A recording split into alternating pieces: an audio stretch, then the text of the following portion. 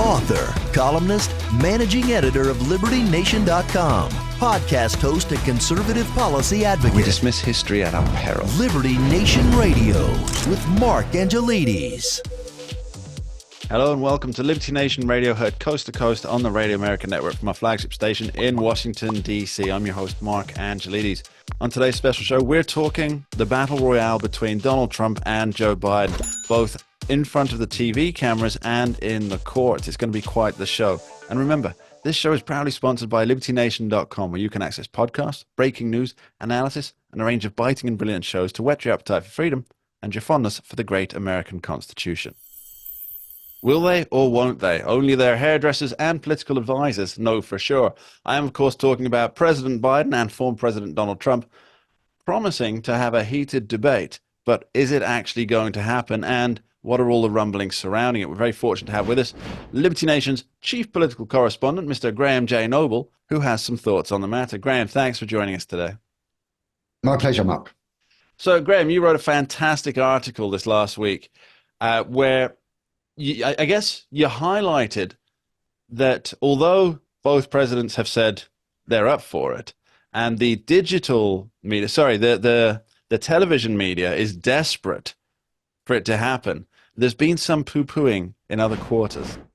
What's the deal? Yes, and even though Trump, obviously, you would imagine that Trump obviously would love to debate Joe Biden, and so he's all about it, and he actually his campaign, in fact, even suggested that there should be up to 10 debates, which of course is completely unrealistic. But then again, you know, they know that Joe Biden almost certainly doesn't have the physical or mental stamina to barely get through one debate, let alone 10. Joe Biden recently said on the Howard Stern show, I believe, that it was that he was happy to debate Donald Trump. However, neither campaign is officially committed to the debate commission's tentative schedule. So we still don't know these debates are going to happen. But of course, ratings gold for the cable and broadcast networks. But for the print media and the digital media, some of them are not quite as keen on the idea, and some of them have written various stories like, you know, there shouldn't be any debates. Debates are old, you know, they're kind of, that's over and done with. You know, debates are no longer relevant, and, you know, Joe Biden shouldn't be sharing a stage with Donald Trump because of Orange Man bad, you know, and the attempted coup and all that nonsense. So yeah, I think there's a lot of left-leaning journalists out there who are very nervous about the idea of Trump and Biden being on the same stage. Well, you know, the fact is that in 2020, and you did allude to this in your article on LibertyNation.com, that in 2020, Joe Biden, he was the basement candidate. He wasn't on top of his game, but on the debate stage, he wasn't too bad. I think that's, you know, he didn't embarrass anybody in particular, least of all himself. He carried himself well. And so you had the different media outlets, and when they said, obviously the left-leaning one said Joe Biden won, the right-leaning one said Donald Trump won, but each could at least defend their positions. But I don't think that's possible this time. I mean, just in this last couple of weeks, we've had Joe Biden read 4 more years, pause, from the teleprompter. That wasn't even for him. That was for the audience to direct for 4 more years, right? So he couldn't tell the difference there. And then I think my favorite one is, how many times does Donald Trump have to prove to us that we can't be trusted? That's right. It's the man's always been a gaffe machine. That's nothing new. But really, as you point out, his stamina this time around, he just couldn't take it, I think. Yeah. No, I don't think so. And yes, it is very true that up until even as late as 2020, in fact, you know, even as late as 2020 with the Democratic primary debates and then the debates against Trump himself, up until then, Biden, you know, love him or hate him, you know, whether you agree with his politics or not, he's always been, as I said in my article, kind of calm, cool and collected on the debate stage. and he's actually put together words that are in the right order and actually make some sense. But now I think no reasonable person can possibly dispute the fact that there is some kind of serious cognitive decline happening. And he has been, it has been made known, and we've seen it even when he's on the public stage, that Biden is now also prone to losing his cool, losing his temper, and raising his voice and calling people names and generally behaving in a very unpresidential manner, which of course is the one thing that Trump's critics have always, complained about him about. Sure. But and I think there's the real danger, and I think probably Biden's handlers, let's call them, also know that there's a real danger that if Trump starts talking over him on the stage, as Trump is wont to do when he's debating somebody, that Biden will actually lose his, I won't say the word that came into my head there, but I will say lose his temper and start yelling at Trump. And of course, that's going to be not good at all for him. Yeah, a meltdown moment on a debate stage. It's the last thing any president needs. Now, let's say that by some miracle, these debates actually go ahead, or at least one debate goes ahead. What kind of rules do you think? And let's be fair, the rules, they'll all be for Donald Trump, won't they? It'll be, Donald, you're not allowed to talk over anybody. Donald, you're not allowed to go wandering off into to random territories, bringing up conspiracy theories like the Hunter Biden laptop thing, not being Russian disinformation. Sorry, no, that one. No, we can do that one. Yeah. But yeah, what kind of rules do you think will be in place for the debate if it goes? I think that it's going to be very incredibly stage managed. I can't see how they can do it otherwise. And in fact, Ron Klain, who's former Biden White House chief of staff, was recently on MSNBC just a few days ago, and he was saying this. He was saying, it's going to have to be different from 2016, 2020. It's gonna have to have, and the rules that they're going to have, of course, is I believe that they will set it up so that Joe Biden, when it's his turn to speak, he is able to speak from prepared notes, and Trump will not be allowed to interrupt him. And there'll be certain subjects that are just off limits that the moderators won't even ask about. And if Trump brings them up, they're going to try to shut him down. So I think it's going to be very, very strictly stage managed. Yeah, I still think both former president and current president should go on the Joe Rogan podcast and just let Joe Rogan moderate. I think that would be kind of fun. Yeah, because he has an inquisitive mind, and that's what you need, right? Yeah. Now, there's a couple of other things on the debate that really, it's got my mind just racing of what potentialities exist in the debate forum, because last time they were running against, Joe Biden was running against Donald Trump's record in office. Most specifically, he said anybody who has this many deaths under coronavirus doesn't deserve to be president or has no right to be president. And of course, since then, there have been even more deaths under his presidency. That's true. And then there was, of course, the Hunter Biden laptop that, 50 intelligence community people have done this, but that turned out to actually have been orchestrated by the Biden campaign, and they were completely wrong. So all these things that Joe Biden had to beat Donald Trump over the head with in 2020, those don't exist anymore, do they? No, they don't. And I think if it comes to a debate, like I said, there's not going to be too much back and forth. There's going to be almost little or no. And I believe there actually will be a single solitary debate that will be very carefully managed. But I don't. So it's not going to be so much as a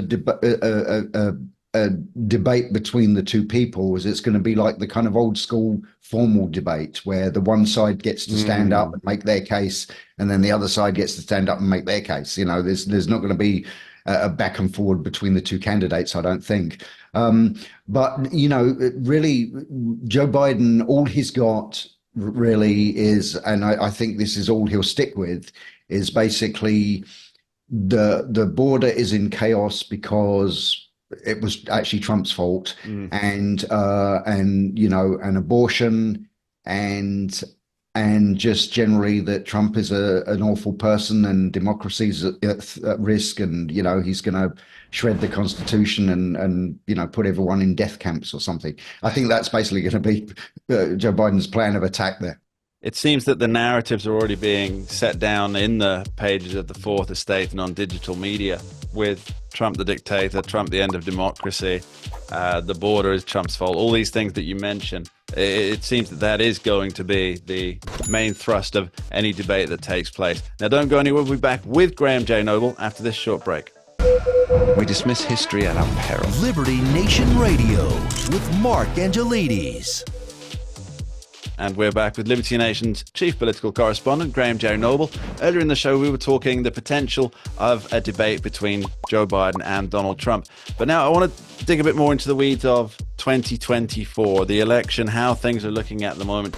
And Graham, so the recent polling has, from Gallup, I believe, has Joe Biden is at a 70-year low in presidential approvals, which, as we spoke about earlier before the recording, Joe Biden was probably around when, and reading those polls when that first one came out. How does he recover from I think that was about the time he was starting the civil rights movement. Yes, when he started the civil rights movement, just after his uncle was eaten by cannibals in Papua New Guinea. Yes. So how does somebody turn around a 70-year low in 6 months? It's very easy. You do your own polls where you just heavily massage the numbers, and all of a sudden that 70-year low becomes a 70-year high or something. I don't know. It's just not possible to turn it around. I don't know. Was the poll an outlier? Perhaps. I think there's a kind of an argument that possibly it is, but then again, Joe Biden has been consistently polling very badly over the last year and a half. So how much of an outlier that poll is, if indeed it was at all, is hard to say. But can he turn his numbers, his approval figures around? Before the election? I can't imagine that happening, to be honest. Well, there's something interesting there. I disagree with you, which is rare. I'm usually very much simpatico with your political analysis. I think he could turn it around. And here's my Joe Biden, if you're listening, here's your roadmap to success coming down. Please do give me credit in the footnotes of history.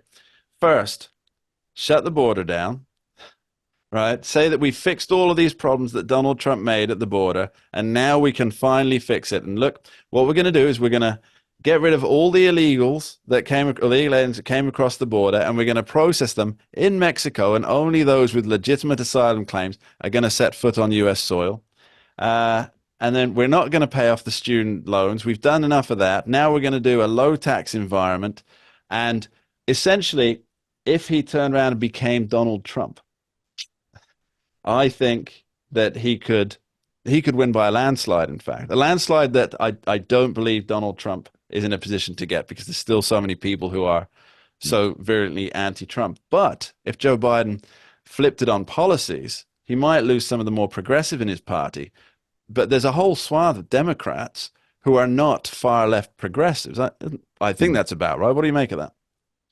Yeah, I mean, obviously, I think it's a brilliant idea on paper. I don't see it happening, but yeah, true. I mean, the irony is that Joe Biden actually could beat Donald Trump by, as you say, becoming Donald Trump.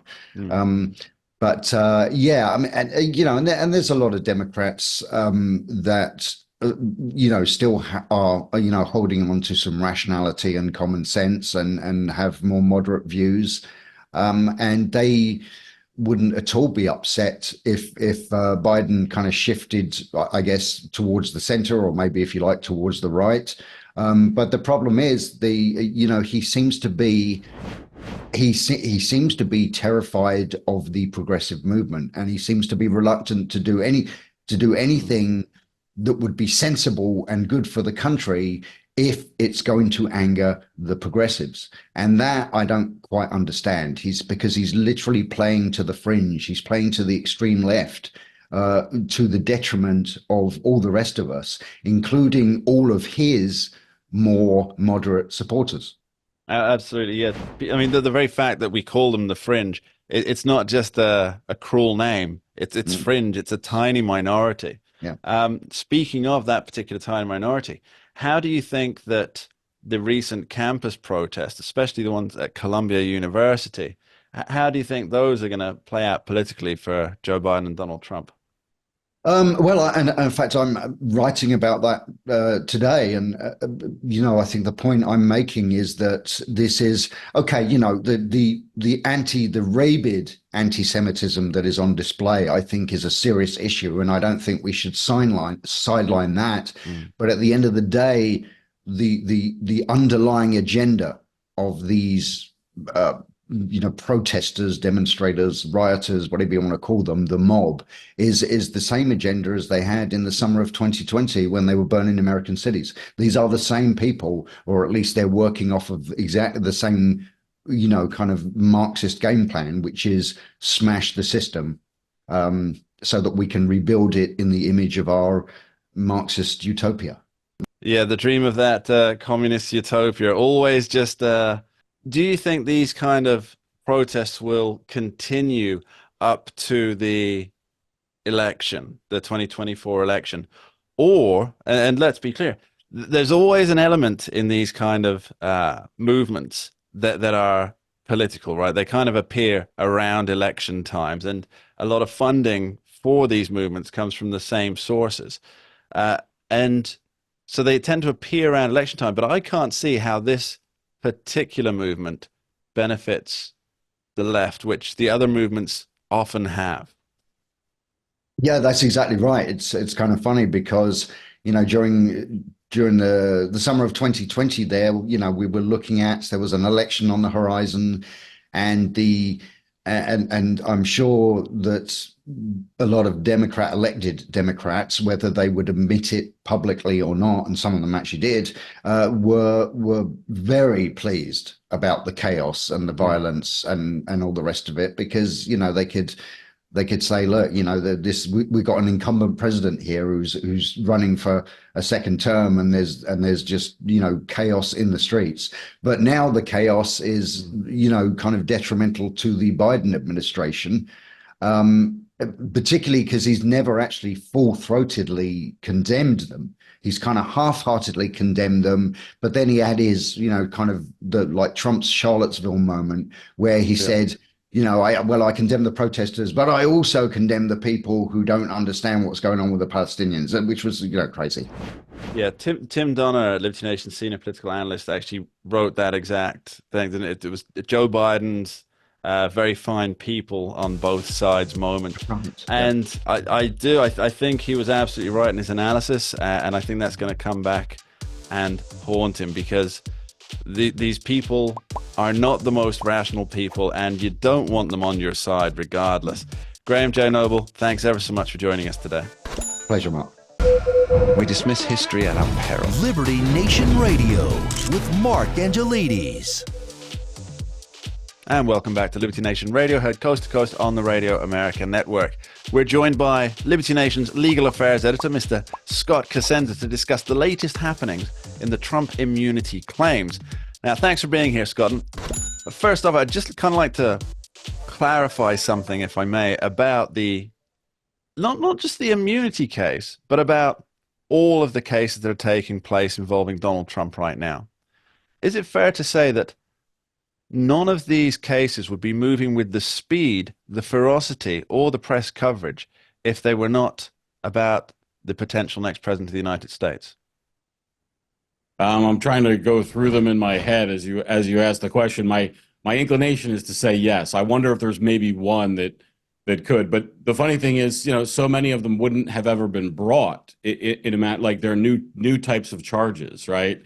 So you can't compare them to what are the historical election interference charges that could be levied against a president who was not convicted upon impeachment in the federal criminal courts, because there's no example. But when you look at the pace of how trials, federal criminal trials work generally in the federal criminal courts, you don't see them moving as fast as they're moving with Donald Trump, and not by by a long shot. It's quite remarkable the kind of schedule pacing change that we're seeing. So I do want to dig specifically into the immunity case because that was at the Supreme Court recently, and I think there's a lot of interesting and fascinating things coming out of that. I'd just like to touch on something very quickly, and this is Representative Elise Stefanik, and she's filed an ethics complaint against the special prosecutor bringing a lot of these charges, Jack Smith. Now, I think we're all agreed that it's very much showmanship to file this kind of complaint, but there was one point that she made that I felt was quite pertinent to the thing. She was saying that according to the Department of Justice guidelines, there should be no other motive in the timeline of a case being brought. There shouldn't be any reason other than the actual purpose of the case to bring a timeline in advancement. And I think that's an important point, isn't it? Because this does seem like a very rushed procedure. Jack Smith. Well, Mark, it's a true Sure. fact, but it's not important in the sense that the Joe Biden, right? The President Joe Biden, Merrick Garland Department of Justice is not going to look with a critical eye towards Mr. Smith because of the Stefanik complaint. And they are the ones they gave the man the job to put his foot on the gas to get it done by the election. I'm sure that there's no memorandum that spells that out, but if you need to read the memorandum, you're not going to get the job. The reason why we presume he got the job is because he knows what his orders are and what his paymasters want, and he's giving it to them just like they want it, which is a full frontal attack to hobble Donald Trump before the November elections. And that's what we're seeing. We don't have to think that there's collusion between Fani Willis, and even though there are some meetings to suggest there may have been, but we don't have to. And believe, White House visits. But we don't have to believe logs. There's collusion between the White House and Fani Willis or with the Manhattan DA. We just think that they are all aligned in their goals, and so or with Letitia James or any of the other. You go down. There's so many. List, Alvin right? Bragg, Letitia James. They just have the same common goal. Not that they are necessarily on a weekly conference call to discuss, achieving those goals. Yeah. I think you're probably right on that. It's more, this is the job and this is what's expected. Yeah. Otherwise, you wouldn't have that job. Now, let's talk about the immunity claims here then. So you being an avid Supreme Court watcher, Scott, why they haven't given you your own box like at Wimbledon? I know, right? Yeah, I don't know, but you paid very close attention to the arguments. What was your overall impression of how the arguments from both sides was received? It's funny. I wasn't focused on that sort of a conclusion.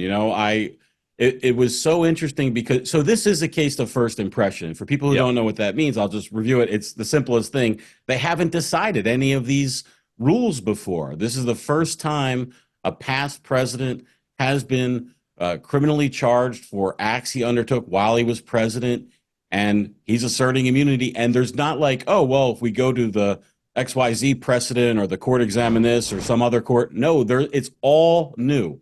And so how they're wrestling with it to me is, I guess at discussing it, I've come up with the answer to your question, which is they seem to be searching for, some resolution to the claim. If there is really no immunity, what does that mean? And my bias is that the people who are prosecuting Donald Trump don't necessarily care about what might happen, in 3 or 13 years regarding these claims. They're just out to get Trump. And it is the Supreme Court's job, certainly. Well, it's their job that they're advocating, and also the Supreme Court's job.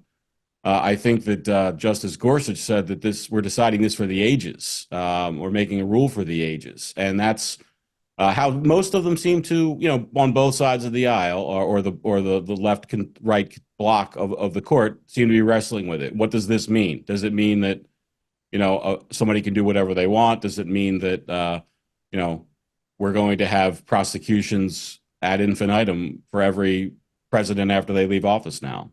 So there's two issues that spring to my mind from this. The first one is, if it's if the ultimate ruling is one that a president can be, this first one kind of ties in with the second one, but if a president can be prosecuted for crimes he committed whilst in office that were professional based crimes, then we're going to see a lot of prosecutions against the four former other living presidents. Yes, you have to add at the end of that for which he was acquitted in the Senate. That's the important coda. So there's been so much muddying of the waters as to what the Trump legal argument is, and I'll just restate it now. And it is that if a president is impeached and acquitted by the Senate, so the impeachment is sort of like, if we think about it colloquially with regular criminal justice terms, it's like an indictment.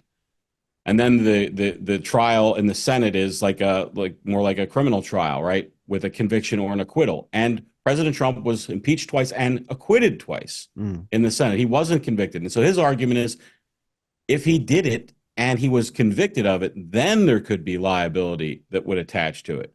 But he's been judged to not be liable by the people's representatives, essentially a jury of, 435. Technically, it's a jury of or rather 325 million, isn't it? Because it's a representative. Yes, that's the idea behind his claim of immunity, and that there is a unique position in the presidency that demands that kind of immunity for it to be practical at all to perform the duties, of the job. And I can tell you, Mark, that boy, there have to be right now, as we're talking, some district attorneys in places around the country that are as red as it gets politically, that have no challenges from any Democrat or other parties, and would love to indict Bill Clinton, Barack Hussein Obama, and Joseph Robinette Biden Jr. on any number of charges that will be filed the day. I think that these, if it's ruled that the president doesn't have immunity, I mean, wow, we're going to see a lot of flurry of charges at issue. It would be former President Barack Obama who, I in my mind, but perhaps that's because of the generation that I kind of grew into politics with. But just off the top of my head, there's the Fast and Furious debacle where he and Eric Holder conspired to sell U.S. weapons to cartel members. Mark, he ordered the death of American citizens in drone attacks for people who were the relatives of accused terrorists, who themselves were not ever accused of being terrorists and were U.S. citizens. So I would expect that that homicide charge might be one that if I were an entrepreneurial prosecutor looking to make hay for myself, headlines, and get all sorts of attention, maybe in advance of a run for higher office, as so many prosecutors seem to want to do, that's what I would do.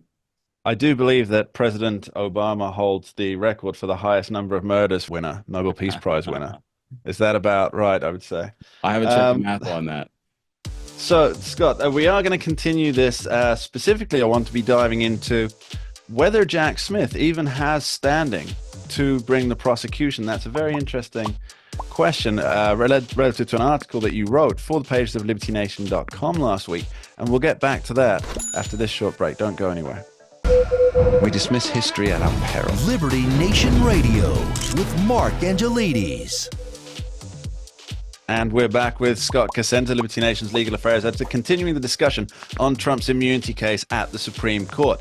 Now, earlier we talked about pretty much what was presented to the court, but now I really want to dig into an article that you wrote prior to the actual delivery in court, and it was mentioned in court, and then it seemed nobody else was running this in the media until a few days later when Fox decided to highlight this. And once again, Liberty Nation was well ahead of the competition here. Well, to be fair, Mark, I think it's important to mention, sadly, that the Supreme Court didn't mention my article about the brief. They did not mention your article. They mentioned the brief that you talked about. They mentioned the brief itself, yes. So it's only a matter of time, Scott, before the Supreme Court starts talking about your articles. I'm almost sure of it. So in particular, there was an amicus brief filed by former Attorney General Edwin Meese and others that made the claim that Jack Smith, the special prosecutor in two of these cases against Donald Trump, doesn't have essentially the standing to be prosecuting the former president. Can you tell me how that works? Yeah, so we should mention as a note that General Meese sits on the board of the nonprofit that publishes LibertyNation.com, although he hasn't spoken to anybody about about his brief, I think, with anybody here. And he was Ronald Reagan's attorney general. And what his brief states is, so there's sort of two components to it. In many instances in appellate matters, the appellate body, whether it's the Supreme Court or a lower court that's still an appellate court, right? There are multiple levels of appellate courts. They're not permitted to include arguments or consider arguments that haven't been raised in the lower courts. So if you had a statute of limitations claim, for instance, and you didn't raise it at the trial court, you can't go in an appellate court and say, well, it was past the statute of limitations. The answer is, well, you should have raised that at trial. Sure. And then if they ruled imprudently or contrary to law on that claim, then you could bring up the claim. And this claim is a different sort, and it is appropriate, even though Donald Trump's team hasn't brought this claim up as a key part of their own arguments. Part of the Meese briefs arguing is, even still, you should consider it, because standing issues are unique in that they're appropriate for all courts to consider at all stages of litigation. If the person before you doesn't have the legal right, literally, let's talk about standing, like stand there and make the argument. Yeah. They can't do it. Why can't they do it? Well, according to Meese, Mr. Smith can't do it because only officers of the United States are permitted to make these cases. So, for instance, the president is, of course, an officer, and his constitutional officers. We're talking here about United States attorneys. These are people who are, I think there are 40, I don't know, or no, wait a second. What's 84. The right number? Thank you. 84, 94, but there are 93 at present. 94 authorized offices, and one of them is not occupied. And those are people that are nominated by the president and confirmed by the Senate. So they are literally, you think about the way that the Republic used to work before the instantaneous communication we have now. You can't have everything go back to D.C. for decisions on these matters. So there are judicial districts throughout the United States. We all of us who live in the United States live in one of these 94 judicial districts, and each one of those is controlled by a U.S. attorney. So if you're accused of committing a crime, who signs off on a plea bargain? Who signs off on bringing someone to trial or moving ahead with an indictment? That is the U.S. attorney, not their aides and seconds. They may inform that decision, and they may say, we need to prosecute this person, but it's the U.S. attorney in whose name that prosecution is undertaken. And Jack Smith doesn't have that credential. Jack Smith was not nominated by the president and confirmed by the Senate. He was just hired by the Department of Justice. They could have hired any attorney in the world. I would guess any attorney barred in the United States and licensed to practice law there. But besides that, that seems to be the only qualification, that he has. And the argument is that, therefore, they forfeit the argument and also the prosecution itself. Is assuming that every other crime in the United States has to be signed off on for prosecution by a United States Attorney General or the president himself as an officer. This hasn't happened, so therefore that seems to make sense that they have to go back to the drawing board with this, right? Well, that's the argument, Mark, yes. And it was Justice Thomas, I think, that asked John Sauer, President Trump's attorney, at oral arguments about it, and Sauer said that even though they didn't plead that argument in their briefings, that they are in 100% agreement with the conclusions drawn by Meese and the arguments presented there, and that they agreed that Mr. Smith did not have standing to make these claims. So this would be if the Supreme Court justices didn't want to essentially rule on presidential immunity on the merits, is how we would say in the legal field, right? Yeah, this would be a very handy sidestep. They get except for the fact that it would probably scuttle the prosecution. What I mean is, when you say handy, I assume there are some justices on the Supreme Court that would not like to see that result, meaning if they agreed with the Meese brief and said, yes, Mr. Smith can't bring this argument. Now, maybe the entire prosecution would be scuttled, but at the very least, it would be kicked way back down to the district court with the installation of a new prosecutor. Who was officially signed up by the... And just demolishing the prospect that could occur before the November elections, which, again, we presume is the impetus behind so much of these legal affairs. Let's just briefly cover that. So there are 4 big batches of indictments. There's there's 2 federal and 2 state ones. If the state ones don't take place before the November election, there's if the final prosecutions and reaching a verdict don't take place before the November election, there's a very good chance that they won't ever see the light of day again. That's about right, isn't it? Well, I don't know that that's true, Mark. I think just because the impetus was to hobble Donald Trump's presidential aspirations, that doesn't mean that they won't. We talked earlier about prosecutors wanting to use prosecutions for their own political advancement. There may be a lot of juice left to squeeze out of that piece of fruit for any enterprising prosecutor who wants to dine on the Trump carcass, basically. But if Donald Trump wins the election, certainly, then those 2 are dead. They're dead in the water. The federal prosecutions will be killed twice. Number one, presumably, Donald Trump will have an unsigned pardon in his pocket, ready to sign the moment that he's sworn in, and then he will sign that, and he will be ineligible for prosecution because he's pardoned.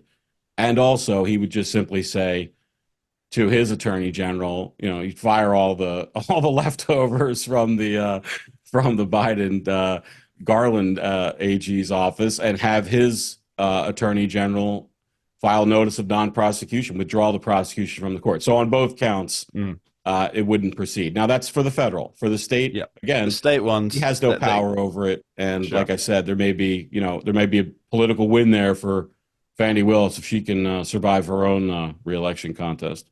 So it could actually come down to this Supreme Court ruling that we've been talking about. That could also, though, impact the state cases as well, because presumably if the Supreme Court rules in Donald Trump's favor that there are professional presidential acts that he can take, and there are personal ones, like you can't do a hit and run and then try and hide it up. Yeah, basically official acts and private acts are sort of one way to think about it. But if they rule that official acts have immunity, then that would kill the Georgia probe with Fani Willis, right? Well, it would impact it. Whether you say it would kill it, meaning we'd have to wait until the judge ruled on any motions that influenced it. I just think it's wrong to suggest then it's a done deal. Like they don't have to worry about that. Of course. It would just make it more difficult. They're already, to my mind, kind of using their offices in favor of political ends rather than the ends of law and order. And so to me, like would they pervert it even more to get, well, why not? They seem to already be very comfortable with maneuvering, not again for, the benefit of their constituents or safety or anything else in their jurisdiction, but to go get Trump, so. Scott Cosenza, thanks ever so much. Thank you, Mark. And that's all we have time for on this week's edition of Liberty Nation Radio, heard coast to coast on the Radio America Network from our flagship station in Washington, D.C. I'm your host, Mark Angelides. My thanks to our guests for this week's show, and of course to you, the listeners, for taking the time each week to tune in and join us as we examine the liberty aspects that impact your lives. Thank you for being here. We'll catch up next time. We dismiss history at our peril. Liberty Nation Radio with Mark Angelides.